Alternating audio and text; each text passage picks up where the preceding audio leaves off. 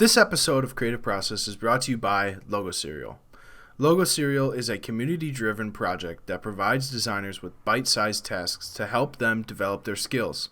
Each brief aims to challenge designers to try new styles and explore new areas of design through extension tasks.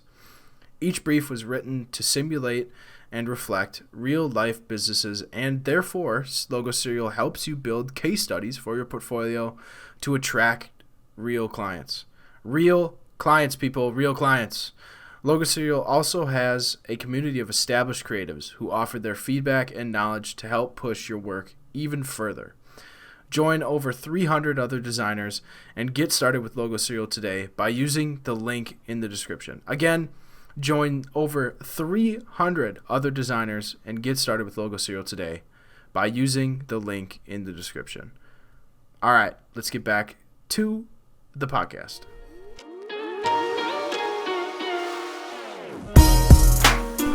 Welcome to, I guess it's take two for episode 4. Not with the same person.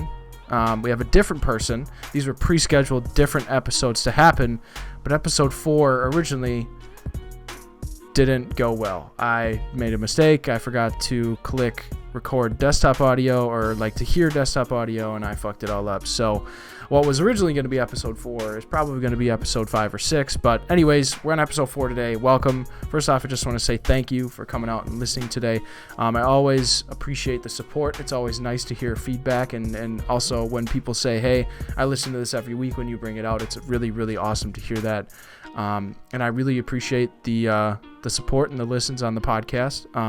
But yeah, so today, obviously, we have a guest on, Dan, or Debonair Media. That one almost came out a little wonky. Almost, yeah. We had a little practice run. I had to say it and have you say it for me so I can get it right. But Dan, welcome to the podcast. Thank you for coming on today. How are you doing today on this hello. What is this? It's Friday, on this great Friday. Yeah, it is Friday. Yeah. We originally scheduled it for obviously a Saturday, so we kind of moved it forward. No, I'm glad to be here, man. I'm glad to be here. Awesome. Well, yeah, thank you for coming on. I know it was I asked you a little bit ago, and everything kind of muddled together, and I forgot to, kind of follow up on that, but now we're here. So thank you for your patience on, scheduling and everything, and your flexibility on being able to move it up a little bit. I know we're working with a little bit of a time change. You're 6 hours ahead of me, I think. So that's quite the time difference that we had to deal with, but it's working out so far. Knock on wood, right? Oh yeah, I do really just work on Eastern time, so okay, perfect. Okay, awesome. So first off, we're gonna start with you introing yourself. Kind of give the people, the crash course on Dan, who Dan is, who Debonair Media is, what you do. If you want to say where you're from or whatever, kind of intro yourself. Give the people a little bit of background knowledge on you. Oh, okay. I guess I'll start with saying I'm Dan. I'm also Debonair Media. I've been creating graphics for streamers, creators, and different brands for a solid 4 years under the name Debonair Media, like being freelance and stuff. But I've kind of been doing this stuff for about 10 years, if not 11 years now. That is pretty much it. That is pretty much the short story of me. Yeah. Where are you from? I'm sure we'll. I'm from England. England. Okay. Nottingham more specifically. Okay. Ooh, Nottingham Forest. Is that? Sherwood Forest, I think it's called. What'd you say?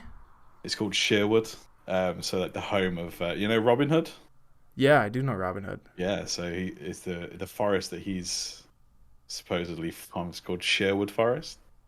I think actually you might. Is that be where right, is that where like the club? Is that where the club gets their name? Oh, I was talking about the club. We've just confused each other there. Yeah, Nottingham Forest. Yeah.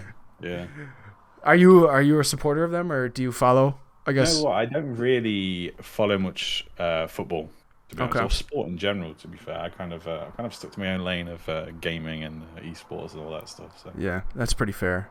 I know that's it may be like a foreign from a foreigner's perspective to the people that live in like Europe, it's almost like everyone is like supposed to like soccer or football.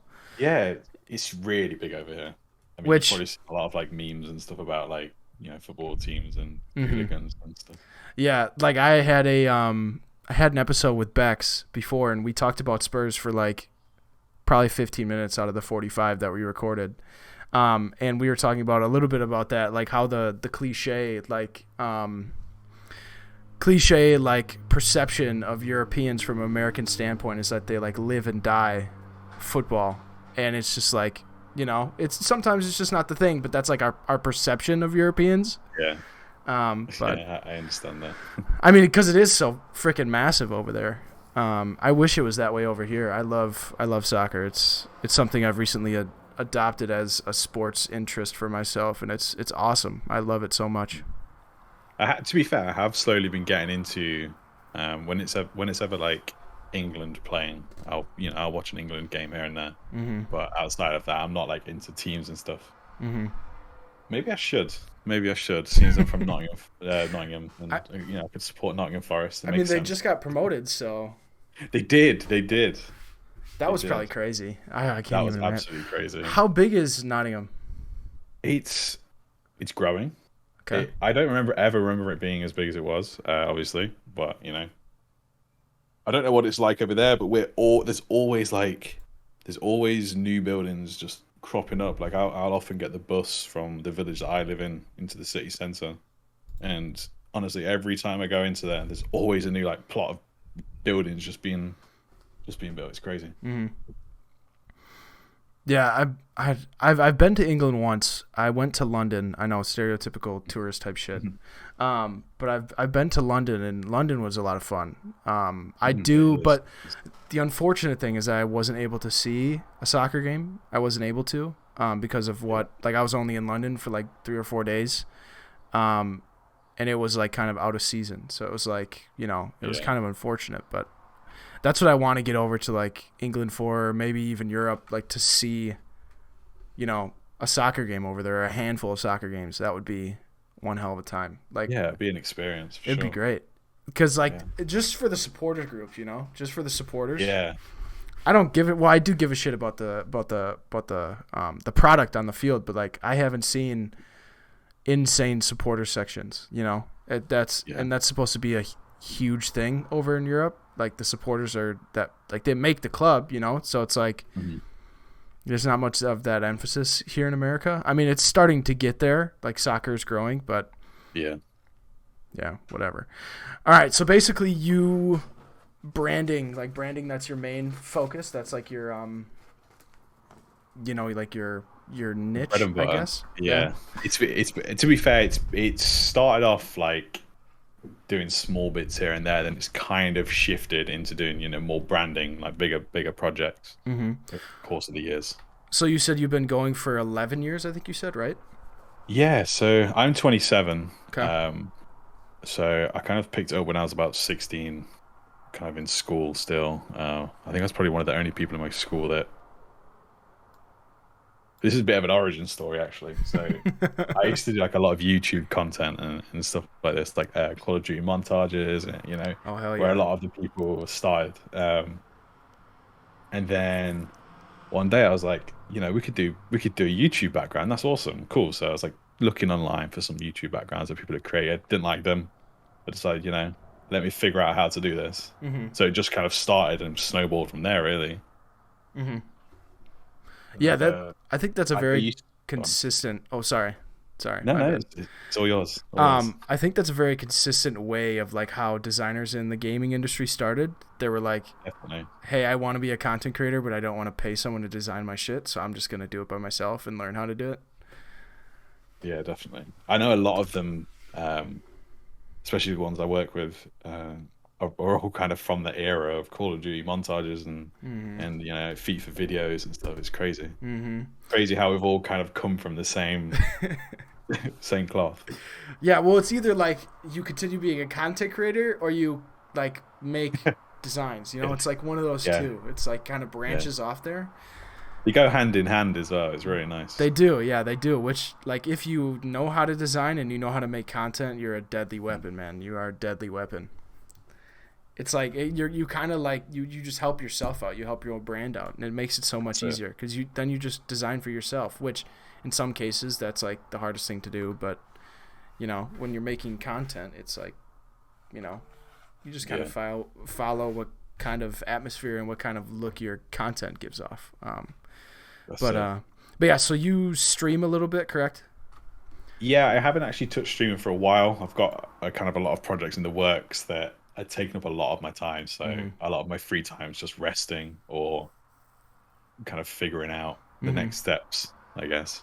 So So like what's streaming is not a priority for me at the moment, but it what's have been. your I have been. what's your opinion on that? Like as a designer, like from a designer standpoint, like should there be a bigger emphasis or On like streaming? like on creating content and like Oh. establishing a personality rather than like well I know like there's a way like you have your face obviously as like your Hmm. profile picture so when people come to your brand they're like hey this is the dude I'm working with but like establishing that extra point of being able to see process rather than like just being able to see the final product or being able to see more into your personality as a person rather than just a designer. That's an interesting question because I think over the years it's kind of gearing towards like what you just said. You want to be yourself and have this brand and do all the other things and let people in and let people know what you do. Mm-hmm. Whereas before it was almost just you'd also just have your logo and then people never knew what your face looked like, never knew what you did really. And I don't think there was a big group of content creators within like the design space, and I don't think people really understood how to market themselves or Mm-hmm. share their work outside of just posting the design. I guess I'm still guilty of that as well. Like at the moment, I'm kind of I'll get a design ready and I'm like, I just want to post it. I just want to post it. But I've got tons of like sketches and so much content that I could potentially create, which maybe I should start doing that. I should start doing that. I think creating content as a designer. I know like you probably know who Homescope is, right? Yep. Yeah. So he's like in my opinion, him and like Sesso, if you're in the Oh, gaming, so you know yeah. Yeah. Sesso, and George maybe a little bit. Like those are three designers that come to mind that are creating content and establishing more. Like you're able to see them as a designer rather than just their work. Yeah. I think it does a lot for a brand, like for a personal brand, especially when you're working with freelance. I mean, obviously you're established. You have probably multiple recurring freelance clients. Like you're making a living most likely off of working freelance and stuff. So in your case, I don't really think it's much needed. But like if a designer starting out, like I think making content and like putting your personality and your like I guess personality is just the way I'm gonna put it. Like putting you out there Yeah. to have more of a Yeah. connection with your work is only beneficial. Yeah, I think it's almost like I say, when you have just your logo as your Mm-hmm. profile picture, no one knows you, no one understands what you're about. So if you start marketing yourself and people are going, "Hey, this guy designs Mm-hmm. and he seems really cool, he does all this stuff. I'm gonna go for this guy as opposed to this person that's just posts a design once every week and doesn't really communicate with anyone, Mm-hmm. doesn't interact or create content." Mm-hmm. It kind of just makes more sense. Mm-hmm. So when you did stream, what was like your main like what did you do usually? So I I'm part of a well, I'm kind of working with Visuals by Impulse. Mm-hmm. So a lot of my streaming was done on their Twitch channel. Okay. So it was just creating stuff for the marketplace store that we had. So it'd be um, like logo designs mainly. Mm-hmm. So people would see my process of the sketching and then the vectoring and kind of getting things ready for the store essentially. So it's kind of like a walkthrough process. Mm-hmm. And like sometimes the streams will last an hour and I'd get something done in an hour. Sometimes it might take a week. So like it'll be a recurring thing every couple of days Mm-hmm. that I'd stream. But that was kind of what I was doing on stream, kind of just walking people through the process. I found that a lot of designers watch that as opposed to um you'd think that like clients would come and like you'd get clients from this, but it's more so the opposite. It's more so sharing your skills with other designers, because I've had so many designers reach out, ask for help, and I'm Mm-hmm. more than happy to give it them. Um, so yeah, I guess it's, when it comes to yeah, like go on. making connections there too, that's Oh, probably oh, being able 100%. to Yeah. be someone, especially like in your spot, like people see you as you know probably their end goal. Like Mm, they want to work with the companies that you're working with, especially VBI. Like if you're a social media yeah. or branding designer and stuff, like VBI is like one of those companies that like they're on that pedestal. So it's like Definitely. they see you as a person to learn from. And yeah, I mean, if you tune into the streams and everything, like you being able to, be easily accessible. Granted, your DMs are open, so if they want to ask Mm, questions, they're there. But it's live. Ask a question in chat and you can answer it. It's a perfect way to get yeah. feedback or get your questions answered, or almost treat you as like a mentor in a way. Yeah, I love that. I love that. Mm-hmm. I like that as like I guess like if clients really wanted to dive deeper into who you are, it's there for them. That's the Yeah. type of thing. Like that's a good thing you brought up too. It's like mostly other designers watched my content, but I guess in a sense, like within this community, not many people, especially like where I started off. Granted, you started a lot earlier than myself as well, so I don't know what it was like when you started off. I didn't really have that helping hand when I was coming up, so a lot of it was a lot Yeah. of self-taught, trial and error type of stuff. Um, Yeah. to then now, like when creating content and like more streams of content is a little bit more prevalent, and it's a little bit more common. People do it more. It's easier to get access to different ways to learn and being able to pick brains of people of who's done what you want to do type of scenario. Yeah. Mm-hmm. It's crazy you should say, like, I remember being, 5 years ago, looking at people and being like, oh, I want to do what they're doing. Mm-hmm. And then before I knew it, I'm like in calls with these people and I'm like working alongside them. And it's crazy. Mm-hmm. And to know that people are coming to me as to what I was like 5 years ago, like I'd love just kind of, I just love helping. And I Mm-hmm. love kind of helping, quote unquote, the smaller guy. I love that. Mm-hmm. Yeah, I think that's the best thing about, I guess not specifically the gaming community, but like I mean that's where I come from too. So it's like a lot of it in the start was a lot of like selfish people, and like the people that were big wouldn't give a Definitely. shit. And now it's Mm, like because they were afraid like, oh, if I give them my tips, they're gonna take my job, yeah. like that type of thing. Because the gaming community, the esports especially, was so small when I first started. So it's like it was really competitive, which it is still really competitive because people are seeing designers make the living and do what they want to do. But now like it's like if you're working with a client or if you're working with a team and you do good work, like, or if like you make good work, you're gonna get clients. Like people are gonna want to work with Yeah. you. You're gonna be able to get that Exactly. opportunity. So it's like being able to share what you learn is only it's benefiting both sides. Like you're being able to Mm, share what you learn. People are gonna come to you for advice. That means like you're trusted. You're a good person. You're able people are going to come up to you and not look at you like, oh, that's that selfish guy that's got 10K on Twitter that works with the people I want to work, but he doesn't give a shit about us, type yeah. of scenario.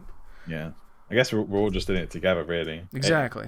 I get it a lot with I remember like my pricing structure was like all over the place, and even now it's still all over the place. I don't Mm-hmm. have like a set list or anything. I just kind of go with the flow, and if someone has a budget, I'll work with it. Mm-hmm. Um, but I find that a lot of people would try and undercut and be like, "Oh, this person does it cheaper." I'm like, "Okay, well, you go to them. Like, I'm not here to, if you want me to design your thing, come to me. You just come to me, Mm-hmm. basically." Yeah. Um, I feel like a lot of what I had was a lot of other designers being like, "Oh, um, undercutting your prices," and it's like you're only harming yourself because you're only making everyone's expectation of what prices should be lower Mm-hmm. than what they should be. So we're, kind of all in this together at some point. Mm-hmm. So I want to ask you something, but first I want to give you a little shout out. I know it's like middle of the podcast, so I want to do this so people don't forget to do this. Go down below, connect with Dan, his Twitter, his portfolio, basically any links that I can put down there for you to be able to connect with Dan. All that will be down below, so make sure you go do that. But as a follow-up question, Dan, off of your portfolio, what has been, I guess maybe not off your portfolio, you can describe something else, but what has been like your favorite project to work on? Because you have a lot of really awesome projects, and I know there's a lot of process that goes behind a lot of your projects. So if you could pick one, it doesn't have to be off your portfolio. If something comes to mind that isn't there, that's okay. So if you could pick one, what would it be? There's one I'm working on now, and I can't discuss it, but that's my favorite one at the moment. But I guess like if looking at my portfolio, there's kind of two that are competing. I've worked with Jessica Blevins and Mr. Beast, and that was like I think par and par they're kind of like the same because it was just like an awesome experience being able to do that. I'd more so say the Jess one more than anything, but they were both really awesome projects to work on, and they came so naturally as well. Nothing was ever forced, which is always great. Yeah, so if that one is on his portfolio for everyone listening. That one is on his portfolio. So if you go to his portfolio down below, you'll be able to see which project he was referencing. It's the one for Jessica Blevins. Isn't she like named Jay Ghosty? Isn't that her like alias? Ghosty, yeah. That's her. I believe that's her gaming name, but I'm not sure if she goes by that anymore. It might just be Jessica Blevins. Jessica Blevins, yeah.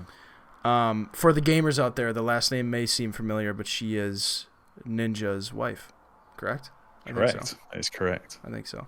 Yeah.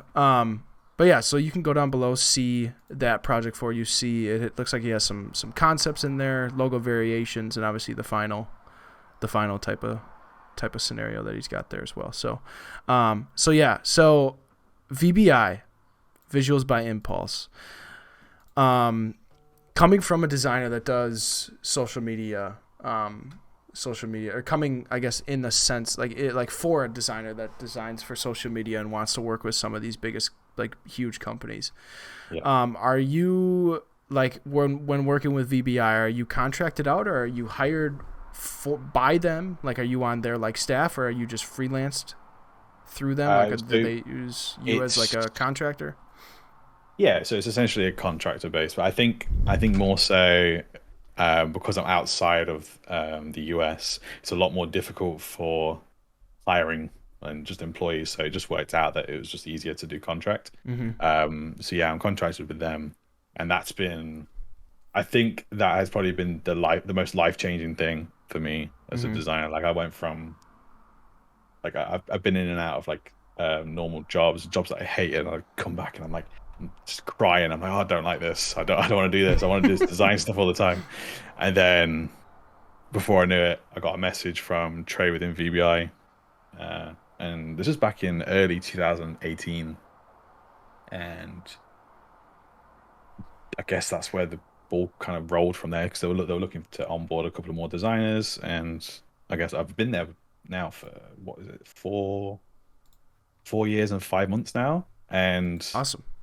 It's just been roller coaster. It's been crazy. It's been super nice being able to, make that that income on a regular basis, and know that it's okay if I don't get so and so clients this week or this month because I have this. And there's always stuff to do in VBI. There's so many like good opportunities. And the stuff that I'm working on now, like I said, the project that I want to talk about, I can't at the moment. That's been such a fun thing to work on. It's something completely new as well to what I've not done before. So. Awesome. Yeah, I think VBI, I mean, I stated this a little bit before, but like VBI is like, they've worked with the humongous creators, some of the biggest creators in the world. So like their reputation precedes themselves, like they're out there, they're doing what people have been, I feel like they're pulling off what people have wanted to do, but they're like doing it, they're doing it for real. Like so many people have wanted to set up these services to design for social media and like for content creation and for streaming and everything like that, but no one has really done it like VBI. So like I know there was there was one moment where there was kind of a hiccup with a client that kind of went viral, and then VBI had to put out an apology. But you know, them doing what they're doing has completely changed the game for you know, for creators. You know, if you really care about your brand and you're a creator, like, I don't really see a reason not to go with VBI. You know, or with Dan here, with Dan. I think I remember that hiccup happening, and I know there was a lot of people being like, "Yo, cancel these guys," da, da, da, da, da. But it's like when you're almost like a leader in that space, you have to learn from these things. You can only make things right. You can't just make a mistake and then, you know, that's it. Everything's ruined because you don't get time to correct your mistakes. You know, exactly. But Caleb is, or has been, and is a great leader within VBI. If you don't know, he's like the main guy behind Visuals by Impulse. He's been, I guess, he just surrounded himself with like the right people, and I think as a team, we just mesh really well, and it's just upwards from here, I guess. Awesome. Yeah, just looking at, you know, and hearing about the people that is on VBI's team and who they all work with and everything like that, it only seems like it's like a well-oiled machine, and you guys push out amazing products and everything like that. So, I mean, kudos to you guys and your whole team. You guys put in so much work, and you guys do a really good job, and you're changing the game, literally, like changing the game in so many ways. And yeah, kudos, really, really kudos to you guys. I appreciate that. So as we round out the podcast, I want to ask you kind of a quick fire type of scenario. Quick fire questions, answer them as short or as long as you want to, but it's going to be like a handful of them. All right? That sound okay? Yep. Yeah, let's go for it. Okay. So your best habit. What is your best habit? Best habit would be, I've always got my tablet in front of me. So whenever I'm bored, I'm sketching something. Like I'm sketching a skull or a grunge text thing and something else. So I've got my, I don't know if you noticed, but like a lot of my my office setup pictures, I've got my tablet to the right of me all the time, right next to my mouse. And when I get bored, I'm like, cool, I'll doodle something. So I guess that'd be a habit, or it might be an addiction. I'm not sure. It's one of the two. I wouldn't think if it is an addiction, I wouldn't think it's a bad addiction, you know. No, definitely not. Definitely. So then obviously on the polarizing side of that, what is your worst habit? A little bit of humility here. Late nights. Ooh. Honestly, I think I'll force myself to stay up, and I'm like, I don't need sleep. And then I regret it every day. But you know, we live and we learn. I think sleep's important, but to some degree. Yeah, 100%. I agree. Sometimes, like, this happened to me, like, during this week, too. Like, I knew I had to wake up at, like, 6 o'clock the next morning to go work out. Yeah. But I stayed up till, like, 1. And I was like, you know what? It just felt good. I didn't want to go to bed. I just stay up, do whatever I want to fucking do. And it's like, you know, sometimes those late nights are nice. That's it. Sometimes I'll get in bed and I'm like, can't sleep. Get up. Let me do something. And your brain is just going, and you just got to get up. It's difficult to turn the brain off, I think. So the next one, within your country, if you could live anywhere, like costs and everything, like hypotheticals, you know, if you could live anywhere, where would it be? Ooh, I know exactly where. There's a place called Devon, which is kind of south along the coast, surrounded by beaches. Ooh. And it just sounds perfect. I've lived there before for a couple of years, and I moved back into like the Midlands area. But me and my partner really want to live in Devon. That's the goal. Move there with the dogs, and we're sorted. Awesome. Yeah, dog. That's definitely something my fiance and I are wanting to get here soon. So that's like a goal as well, getting a dog. It's definitely life changing. The dog is. Yeah, I mean we've lived with dogs our whole lives until. Well, my dog died like when I graduated high school, and her dog died like 2 years ago. So like we want to get a dog together because that was like her dog when she was growing up, and that was my dog when I was growing up. We want to get our dog. So yeah, that's something we're I'll be so loved. That'd be wicked. Yeah, very excited. Okay, so now out of your country, if you could live anywhere, where would it be? I've always wanted to live in America, but I It's like not the that great. idea. People say that, but it's also like people want to live in the UK, and we're like, yeah, it's not That's true. good. That's So, true. somewhere hot, somewhere in Spain or south of France, Mm. somewhere in that area, Mm-hmm. if I could afford it, obviously. That's true. Well, it's all the hypotheticals, If That's it. go That's wherever it. you want, whenever you want, type of scenario. Yeah. So last thing, what is your favorite thing to do when it comes to design? I know you mentioned like doodling and everything, but like Mhm. your favorite type of, whenever you get the opportunity to do this, you're like super psyched.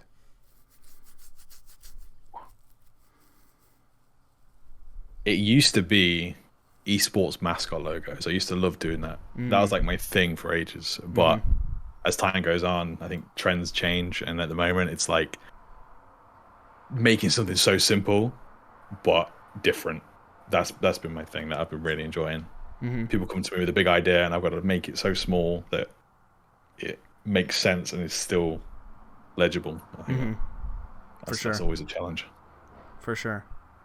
All right. Well, I mean, that's what I wanted to round it out with, just to get a little bit more personality going with you, pick your brain a little bit on some things. But yeah, so I mean, Dan, it feels weird calling you Dan because you go by Debonair. That's the only thing I've like seen you as. And then when you said Dan, I was like, that's very easy to kind of figure out. Yeah. I have thought about changing my name on Twitter instead of it being Debonair Media, but it just doesn't look right. It just doesn't look right. Yeah, I mean, if you've had it for so long, That's it. Exactly. But yeah, man, thank you for coming on and being super flexible about this whole scenario as well. It's good. It's been a pleasure.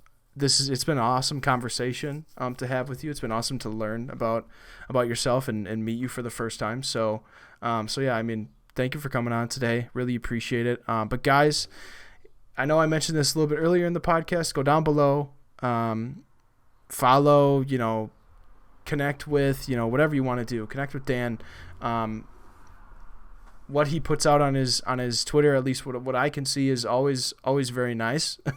You do really good work. So and now you've gotten a little bit of insight that if you have questions, feel free to reach out to the guy. You've seen that, or you've heard that he's really open to, responding and helping people. So, I know we mentioned this a little bit. We didn't really have that much when we were starting out. So take advantage of the opportunity. Take advantage of asking questions and being able to learn from people that have done it in the industry, and use Dan as a resource. Use Dan as a resource. Don't be intimidated by him. But yeah, thank you for coming out for episode 4 of season 3. I hope you guys have a great rest of your day, week, month, whenever you are listening to it, and whenever you are listening to this. And as always, I like to close it out with make sure you tell someone that you love them today. All right, take it easy. We'll see you next time. Peace.